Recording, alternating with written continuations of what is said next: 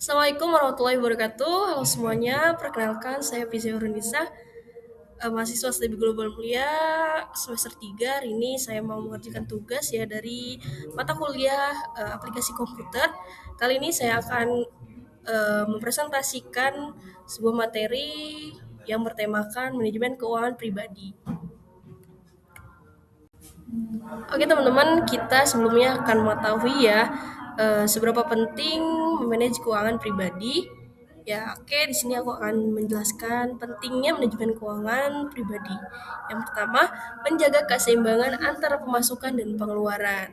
Ya, karena memang sangat penting untuk memastikan stabilitas keuangan pribadi.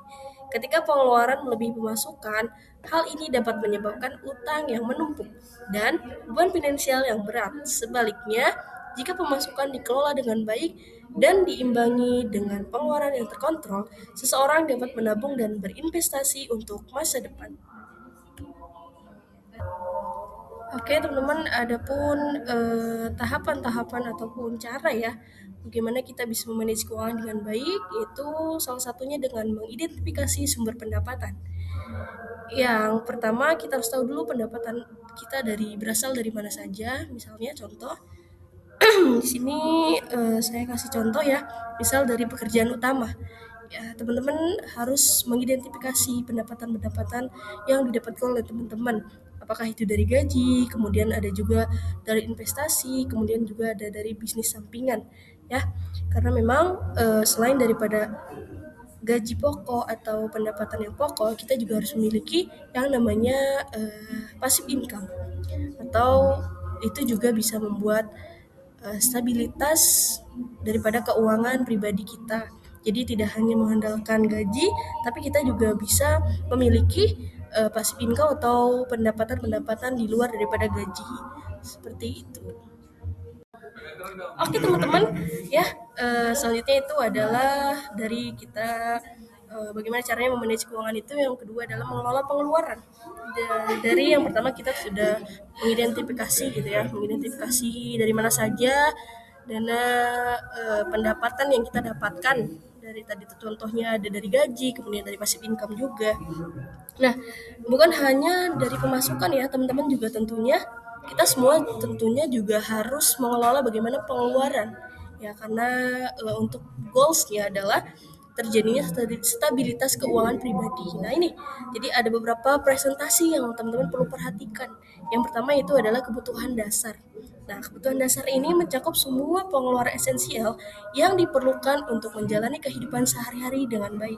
Ini termasuk biaya hidup ya teman-teman, transportasi, terus kebutuhan-kebutuhan pendidikan dan yang lainnya, yang mana ini menunjang keberlangsungan hidup teman-teman. Nah, ini yang namanya kebutuhan dasar. Untuk presentasinya itu 50% dari pemasukan atau pasif atau income teman-teman, sorry. Oke, yang selanjutnya yaitu ada yang namanya tabungan atau saving ya. Ini sangat penting ya pastinya, karena untuk jangka panjang ke depannya, karena pastinya dalam kehidupan ini kita tidak selamanya bekerja, kita tidak selamanya bisa menghasilkan uang gitu. Dan gimana caranya ke depannya itu uang yang bisa bekerja dengan sendirinya. Nah, ini makanya kita harus mulai dari sekarang, harus bisa mengelola keuangan dengan baik supaya bisa goalsnya itu bisa pensiun dini atau bisa memiliki financial freedom, seperti itu ya. Nah, yang selanjutnya itu adalah saving ya teman-teman. Tabungan ini mencakup semua bentuk penyimpanan uang untuk masa depan pastinya, seperti dana darurat, investasi, terus dana pensiun, dan tujuan jangka panjang lainnya, dengan mengalokasikan 30% dari income teman-teman semua ya. Oke, dan selanjutnya itu adalah hiburan. Nah, hiburan ini mencakup semua pengeluaran yang berhubungan dengan rekreasi dan kegiatan yang menyenangkan. Ini termasuk biaya untuk aktivitas seperti rekreasi, hobi, makan di luar, dan liburan. Ini juga mungkin ada beberapa orang yang membutuhkan, ada juga beberapa orang yang memang tidak terlalu membutuhkan hal ini. Tapi teman-teman perlu dicatat dan perlu diperhatikan juga ya. Untuk hiburan ini atau dana yang kita keluarkan sebagai rekreasi ini, nominalnya atau presentasinya harus lebih kecil daripada tabungan. Jadi dahulukan kepentingan-kepentingan yang sifatnya memang untuk berjalan atau untuk kebutuhan di masa depan gitu ya. Karena hiburan ini kan sifatnya tidak terlalu urgent gitu, tidak terlalu penting gitu ya. Mungkin teman-teman ada beberapa yang merasa penting, ada juga yang hanya sekedar gitu. Makanya untuk presentasinya itu harus lebih kecil daripada tabungan seperti itu. Intinya itu sisa gitu lah ya. Kalau memang teman-teman mau hiburan, kalau teman-teman mau rekreasi, mau refreshing, itu dananya harus sisa daripada apa ya, pembagian-pembagian yang sifatnya itu pokok ya, seperti tadi tabungan, terus kemudian kebutuhan dasar ya, seperti itu. Oke teman-teman, tadi mungkin jadi pertanyaan ya, kenapa presentasi menabung itu harus lebih besar daripada pengeluaran yang sifatnya hiburan. Jadi menabung ini sangat penting ya, karena memberikan keamanan finansial dan stabilitas di masa depan. Dengan menabung, kita dapat menghadapi situasi darurat tanpa perlu berhutang, seperti kehilangan pekerjaan atau biaya medis tak terduga. Karena kan memang seiring dengan berjalannya kehidupan, kita tidak selalu mulus ya. Mungkin hari ini kita bekerja, besok mungkin kita tidak lagi bekerja di tempat itu, atau mungkin kita juga tidak tahu kecelakaan ya, musibah-musibah yang akan kita hadapi ke depannya. Makanya dengan tabungan ini bisa apa ya, sebagai dana darurat untuk mempersiapkan di mana kalau semisal terjadi hal tersebut, kalau terjadi hal-hal yang tidak diinginkan, kita sudah siap dana untuk bisa menyelesaikan hal tersebut gitu. Selain itu, menabung juga memungkinkan kita untuk merencanakan dan mencapai tujuan jangka panjang, seperti membeli rumah, pendidikan anak, atau pensiun dengan nyaman. Nah, ini jangka panjang yang sifatnya itu masa depan, bukan hanya untuk diri kita sendiri, tapi juga untuk orang lain. Contoh untuk orang tua, kita bisa membeli rumah yang bagus dan nyaman, dan juga bisa menyimpan gitu ya, mempersiapkan untuk pendidikan anak-anak kelak nanti, karena hidup itu akan terus berjalan ya. Kalau kita tidak start dari sekarang, kalau kita tidak mulai hari ini, kita akan terus menunggu sampai nanti. Makanya start dari sekarang, meskipun yang dimulai itu tidak terlalu besar, seperti itu ya. Oke, selain kita bisa mengalokasikan dana atau pengeluaran kita juga harus mengedepankan yang namanya investasi. Seperti tadi, tujuan kita mungkin ingin pensiun dini atau bisa mensejahterakan kehidupan kita ke depannya, bukan cuma untuk diri sendiri tapi juga untuk keluarga dan juga orang lain yang ada di sekitar kita. Nah, untuk yang selanjutnya itu harus investasi untuk masa depan ya. Ada beberapa jenis investasi yang sifatnya itu bisa dilakukan oleh teman-teman yang besar maupun kecil ya. Mungkin yang baru memulai bisa memulainya dari hal-hal yang kecil terlebih dahulu gitu kan. Baru kemudian ketika memang sudah bisa mengalokasikan, bisa memanage keuangannya dengan baik, baru bisa meningkatkan investasinya seperti itu.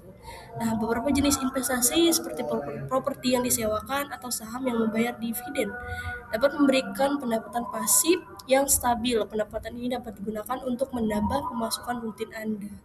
Nah, investasi ini membantu kita mencapai berbagai tujuan finansial jangka panjang, seperti membeli rumah, membeli pendidikan anak, terus kemudian bisa memulai bisnis juga. Dengan berinvestasi, kita dapat merencanakan keuangan secara efektif. Nah, investasi memungkinkan dana yang kita miliki berkembang seiring waktu dengan memilih instrumen ya, seperti misalnya saham ataukah properti dan yang lainnya. Kita dapat memanfaatkan bunga majemuk dan pertumbuhan pasar untuk meningkatkan nilai kekayaan secara signifikan. Investasi adalah bagian penting dari perencanaan pensiun. Dengan berinvestasi secara konsisten selama masa kerja, kita dapat mengumpulkan dana yang cukup untuk menikmati masa pensiun tanpa khawatir lagi. Nah, ini adalah salah satu catatan penting juga untuk kita sebagai teman-teman yang jiwa muda gitu ya, generasi muda. Ini sangat penting tentunya kalau memang kita ingin merasa hidup yang sejahtera nanti. Kita harus betul-betul membentuk atau bekerja keras ya saat ini. Dan seperti tadi yang sudah kita bahas juga ya, tentang alokasi pengeluaran, kalau memang teman-teman ingin kesejahteraan itu terjadi di masa depan ya bagi kita itu, ya salah satunya kita juga harus bisa mengontrol yang namanya pengeluaran. kalau yang tadi saya bilang dana yang dikeluarkan untuk hiburan itu ada beberapa orang yang merasa penting, ada yang beberapa orang merasa juga tidak perlu. Nah itu, kalau teman-teman ingin merasa atau ingin menjadi financial freedom nanti di masa depannya, ingin bisa pensiun dini, tentunya hal itu harus bisa kita manage, harus kita bisa bisa kita lakukan ya. Ya hal-hal yang bersifatnya tidak terlalu penting itu bisa kita hindari dan harus mengedepankan, harus memprioritaskan hal-hal yang lebih penting untuk diri kita di masa depan nanti.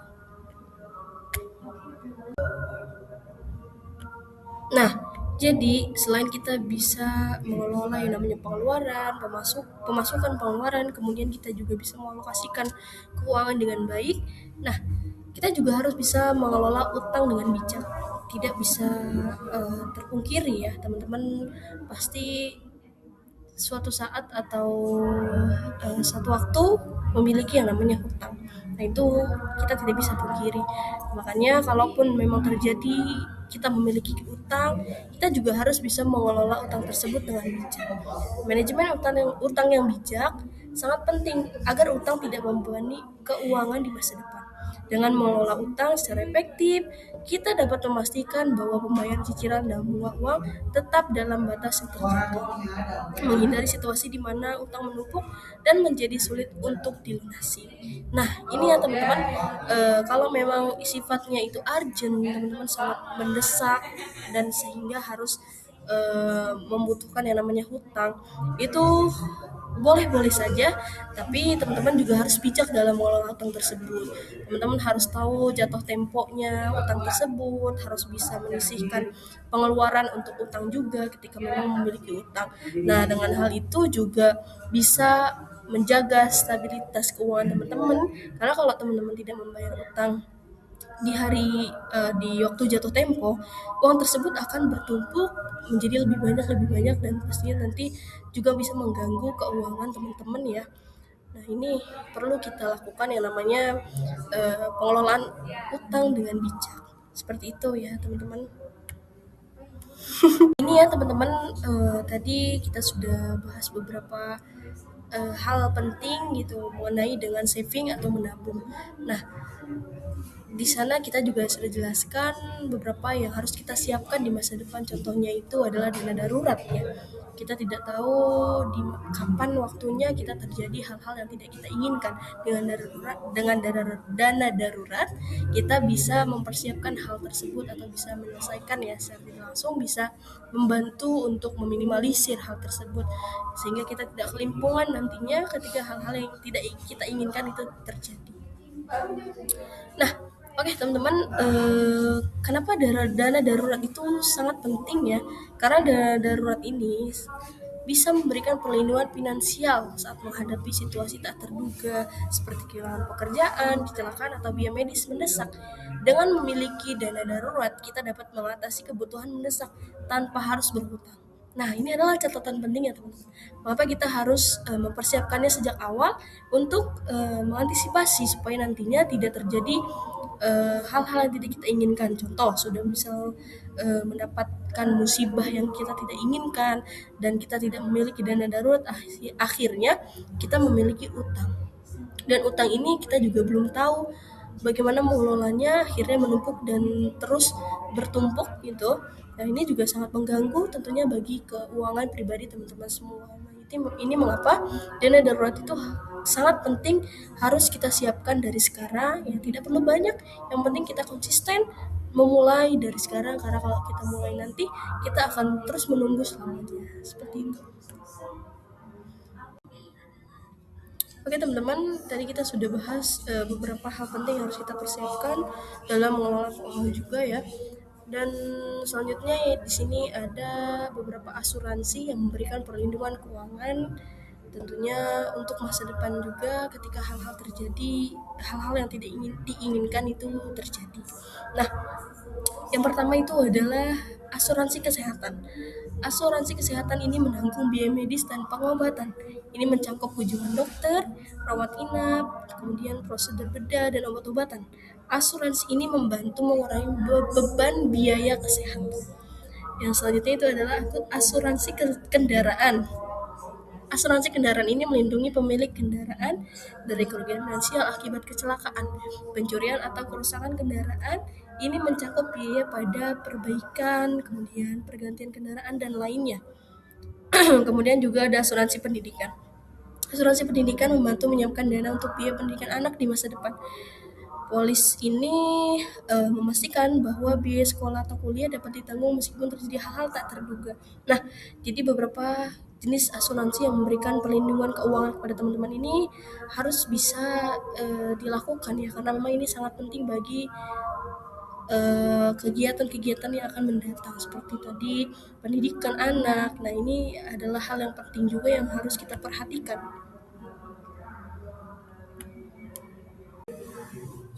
Oke, selanjutnya yaitu adalah merencanakan pensiun sejak dini. Ini mungkin menjadi idam-idaman, menjadi goals ya para pejuang generasi muda di mana masa depannya itu ingin sejahtera gitu. Ingin hanya menikmati masa tuanya saja. Nah, ini juga harus direncanakan dari awal ya, sejak dini supaya nanti teman-teman bisa tahu kapan teman-teman harus pensiun. Nah, ada pun beberapa poin-poinnya, yaitu pertama, tentukan tujuan pensiun. Nah, mulailah dengan menetapkan tujuan pensiun yang jelas, pertimbangkan gaya hidup yang diinginkan, lokasi tempat tinggal, seperti aktivitas di dalamnya juga yang ingin dilakukan saat pensiun. Nah, ini juga harus jadi perencanaan di awal atau sejak dini supaya teman-teman juga tahu tujuan dari pensiun itu seperti apa. Yang selanjutnya itu adalah mulai menabung sejak dini. Manfaatkan keuangan bunga majemuk dengan mulai menabung untuk pensiun sedini mungkin. Semakin awal Anda memulai, semakin besar potensi tabungan Anda tumbuh. Nah, ini ya, kalau teman-teman mau melakukan pensiun sejak dini, teman-teman juga harus memulai dari sekarang. Memang tidak begitu mudah ya, tapi kalau misalnya kita bisa memulai start dari sekarang, artinya kita sudah bisa melakukan pensiun sejak dini nanti. Meskipun berjalannya prosesnya tidak terlalu cepat, prosesnya tidak mudah, dengan begitu kita juga sudah bisa mempersiapkan pensiun sejak dini ya. Karena kalau kita tidak memulai dari sekarang, dari awal, kita akan terus menunda-nundanya sampai nanti, dan pada akhirnya kita baru menyesal karena waktu itu tidak bisa diputar kembali, tidak bisa dibeli dengan apapun. Nah, hindari hutang yang berlebihan. Tadi sudah saya sampaikan, hutang itu diperbolehkan ya, artinya kadang ada hal-hal yang mendesak yang kita tidak bisa pungkiri, kita tidak bisa prediksi gitu, terjadi dengan dengan sendirinya sehingga kita mengharuskan kita melakukan yang namanya hutang. Nah, ini kita harus juga ya bisa menghindari hutang setelah berlebihan. Artinya bukan berarti tidak membolehkan, tapi menghindari secara berlebihan. Seperlunya saja seperti itu. Nah, pertimbangkan asuransi pensiun. Tadi beberapa asuransi yang bisa memberikan keamanan terhadap keuangan kita, itu juga kita harus pertimbangkan. Kita harus bisa mempersiapkannya untuk masa pensiun dini, itu apakah rumah, apakah kendaraan, kemudian kesehatan juga harus bisa dipertimbangkan. Nah, pantau dan tinjau rencana pensiun Anda. Secara rutin, tinjau dan sesuaikan rencana pensiun Anda. Jadi harus pantau terus, kemudian harus perhatikan terus tujuan-tujuan tujuan-tujuan melakukan pensiun dini itu seperti apa. Oke, teman-teman, di sini juga ada beberapa poin penting ya dari pentingnya edukasi keuangan. Nah, yang pertama itu adalah mengelola pengeluaran dan pendapatan. Edukasi keuangan membantu individu memahami cara membuat anggaran yang realistis dan mengelola pendapatan serta pengeluaran dengan bijak. Ini membantu menghindari pemborosan dan memastikan bahwa kebutuhan pokok terpenuhi. Nah, dengan edukasi keuangan, teman-teman juga bisa melek gitu ya, bisa tahu akan pentingnya mengelola pengeluaran dan pendapatan. Nah, selanjutnya itu adalah menabung untuk masa depan. Pengetahuan tentang pentingnya menabung dan berbagai cara untuk menabung seperti membuka rekening atau membuka rekening tabungan atau berinvestasi dalam instrumen keuangan yang aman, membantu individu mempersiapkan dana darurat dan menabung. Nah, edukasi tentang menabung juga sangat penting ya, agar kita bisa mempersiapkan, kita tahu betapa pentingnya dana yang harus kita siapkan untuk masa depan nanti. Kemudian investasi yang bijak. Edukasi keuangan memberikan wawasan tentang berbagai opsi investasi dan bagaimana memilih investasi yang sesuai dengan tujuan dan toleransi risiko masing-masing individu. Ini membantu dalam mengoptimalkan pengembalian dan membangun kekayaan Anda. Jadi dengan saving kemudian investasi juga membuat passive income. Di samping teman-teman mempunyai penghasilan dari gaji, teman-teman juga tentunya harus memiliki yang namanya passive income atau penghasilan lainnya yang teman-teman bisa dapatkan dengan investasi juga. Oke, selanjutnya di sini adalah beberapa strategi yang harus kita siapkan untuk menghadapi krisis keuangan. Ya, yang pertama itu adalah buat rencana darurat. Teman-teman harus bisa membuat rencana darurat yang mencakup langkah-langkah konkret untuk mengurangi biaya dan meningkatkan pendapatan. Rencana ini harus fleksibel dan mudah disesuaikan dengan perubahan situasi.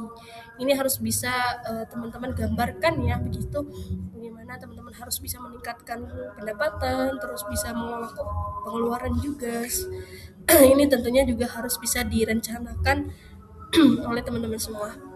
Selanjutnya itu ada cari sumber pendapatan. Pertimbangkan untuk mencari pekerjaan paruh waktu atau pekerjaan lepas freelance ya, untuk menambah pendapatan menggunakan keterampilan atau hobi teman-teman semua untuk menghasilkan uang tambahan juga. Nah, ini juga penting tentunya ya, di samping kita mengandalkan gaji untuk keuangan kita juga perlu yang namanya pendapatan lainnya seperti freelance kemudian passive income lainnya yang teman-teman juga bisa lakukan ya, dari hobi-hobi atau dari juga yang namanya skill teman-teman semua. Nah, selanjutnya ada batasi belanja kredit. Teman-teman harus menghindari yang namanya belanja kredit. Nah, hindari menggunakan kartu kredit untuk menutupi kekurangan dana, karena ini bisa menambah utang dan bunga yang harus dibayar. Fokus pada pengeluaran tunai atau debit untuk menghindari penumpukan utang. Nah, kalau ada hal yang tidak perlu yang teman-teman harus beli, eh, sepertinya tidak perlu ya gitu mengeluarkan uang apalagi menggunakan kartu kredit gitu untuk membeli barang-barang yang tidak perlu. Jadi teman-teman harus bisa mengontrol untuk bisa membeli barang-barang yang hanya keperluan saja, dan itu pun harus menggunakan dana atau kartu secara debit, tidak menggunakan uang atau dana kredit ya, supaya bisa mengantisipasi atau bisa meminimalisir yang namanya hutang seperti itu. Oke teman-teman, ini ada beberapa tips ya praktik untuk hemat ya. Yang pertama itu adalah buat anggaran bulanan. Ya, teman-teman harus tentukan pendapatan, alokasikan pengeluaran untuk setiap kategori seperti kebutuhan pokok, hiburan, dan tabungan. Dengan anggaran Anda dapat memantau dan mengendalikan. Jadi buat anggaran ya yang harus teman-teman alokasikan untuk seperti tadi saving, kemudian kebutuhan dasar, dan juga kalaupun dibutuhkan hiburan itu harus teman-teman bisa buat anggarannya. Nah, selanjutnya itu adalah belanja dengan daftar. Nah, ini juga sebagai tips ya, teman-teman yang mau membeli apapun yang menjadi kebutuhan atau hal-hal yang ingin teman-teman beli, ini harus juga diperhatikan sebelum pergi berbelanja. Terlebih dahulu membuat daftar barang yang benar-benar ingin dibeli dan memang itu adalah sebuah kebutuhan, dan patuhi daftar tersebut. Ini membantu mencegah pembelian impulsif yang tidak perlu untuk dibeli. Jadi dengan catatan tadi teman-teman bisa batasan gitu ya, bisa menjadikan batasan kalau teman-teman harus membeli barang-barang yang hanya ada di daftar saja. Jadi tidak terjadi hal-hal yang tidak sesuai dengan daftar tersebut atau membeli barang-barang yang tidak menjadi keperluan teman-teman, karena memang tadi sudah ada daftar-daftar harga, kemudian daftar-daftar barang yang harus teman-teman beli dan itu adalah sebuah keperluan. Dan selanjutnya itu adalah simpan uang kembalian. Kumpulkan uang receh atau kembalian dalam wadah khusus meskipun jumlahnya kecil. Seiring waktu ini bisa menjadi tambahan tabungan yang signifikan untuk masa depan nanti. Nah, jangan remehkan ya kembalian-kembalian receh. Biasanya teman-teman meremehkan dengan mungkin menaruhnya sembarangan atau membeli hal-hal yang tidak penting juga karena kembalian tadi gitu. Nah, ini juga bisa teman-teman manfaatkan untuk menabung juga, untuk menambah saving gitu ya, untuk bisa mempersiapkan dana di masa depan. Oke teman-teman, terima kasih atas perhatiannya. Cukup sekian materi yang bisa saya sampaikan. Untuk closing ya teman-teman, harus bisa mempersiapkan, kita semua harus bisa mempersiapkan masa depan dengan sebaik mungkin. Karena kalau bukan kita, siapa lagi? Kalau bukan hari ini, kapan lagi? Teman-teman harus bisa memulai, bukan tentang seberapa besar dan kecilnya, tapi bagaimana teman-teman harus bisa memulainya dari sekarang. Terima kasih. Assalamualaikum warahmatullahi wabarakatuh.